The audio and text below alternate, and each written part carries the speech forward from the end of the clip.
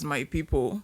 A peace deal between the five aggrieved Nelson Wike-led People's Democratic Party (PDP) governors, G5 governors, and the party's presidential candidate, Alhaji Atiku Abubakar, may be in the offing following what appears to be an olive branch extended by the former to the later.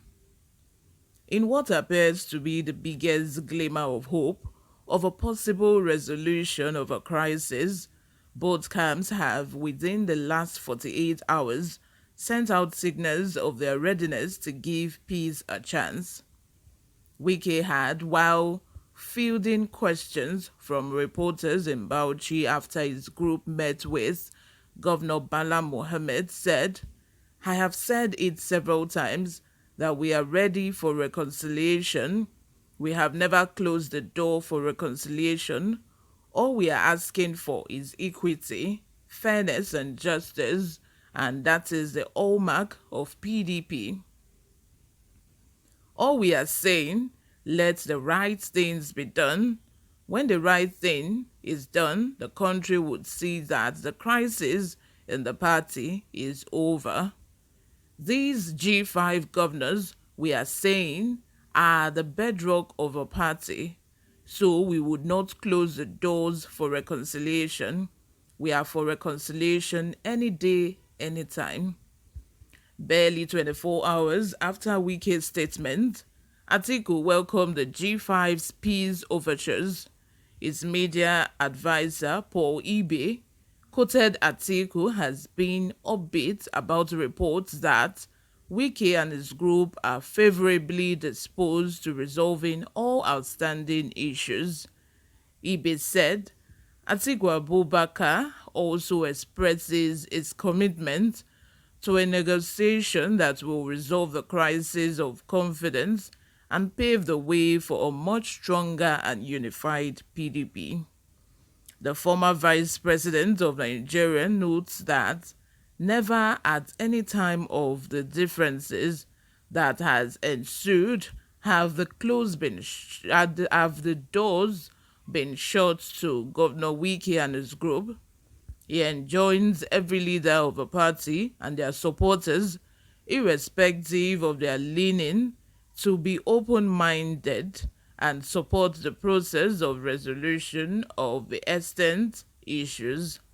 However, insiders express fears that the insistence of the G5 governors on the resignation of the national chairman, Senator Iyo Chahayu, would create a bigger problem than it would solve.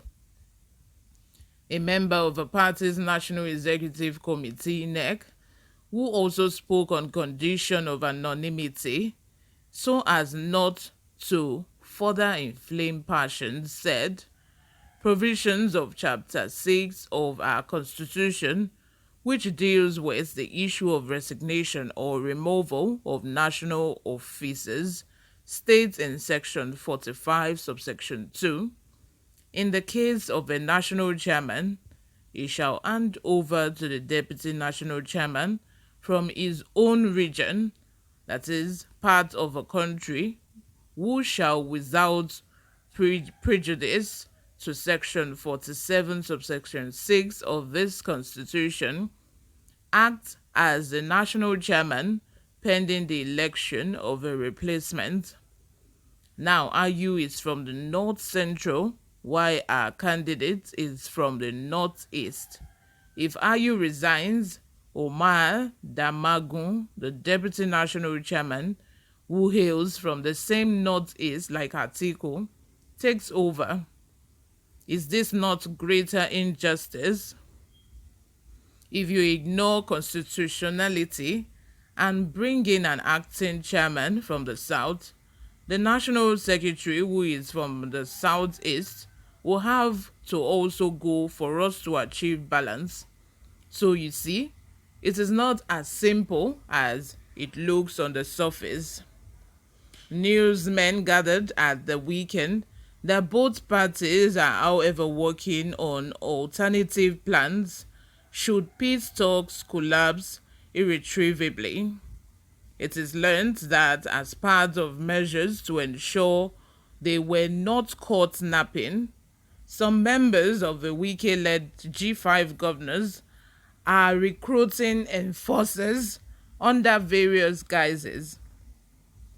In Rivers State, for example, Wike himself has so far recruited 20,000 political heads. A source close to the G5 governors, who confided in Sunday News, said, "In pursuit of peace, you also prepare for war."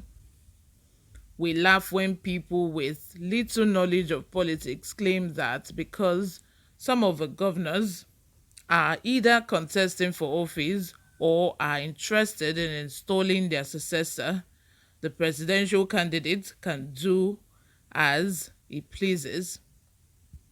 During the presidential election, INEC records shows that President Muhammadu Buhari of the All Progressive Congress scored 78.9% of the total votes cast to beat the People's Democratic Party presidential candidate Atiku Abubakar, who has 21.1%.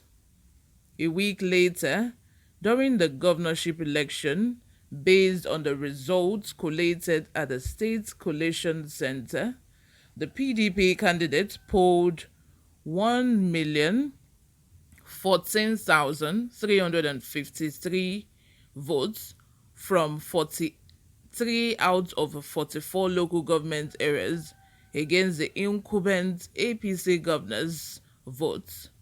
It took the cancellation of results in areas where PDP won to force a rerun. There were states where the president lost but governors won. The elections will not be held on the same day. Remember, anything can happen. Those in Atiku's camp are also not resting, as they have intensified engagement with party leaders sympathetic to their cause in the 5 affected states in the event peace talks fail. Let me know what you all think in the comment section. Subscribe if you haven't. Give this video a massive thumbs up. Leave your comments in the comment section as well. Don't forget to turn on the post notification bell. I will see you in my next video. Bye for now.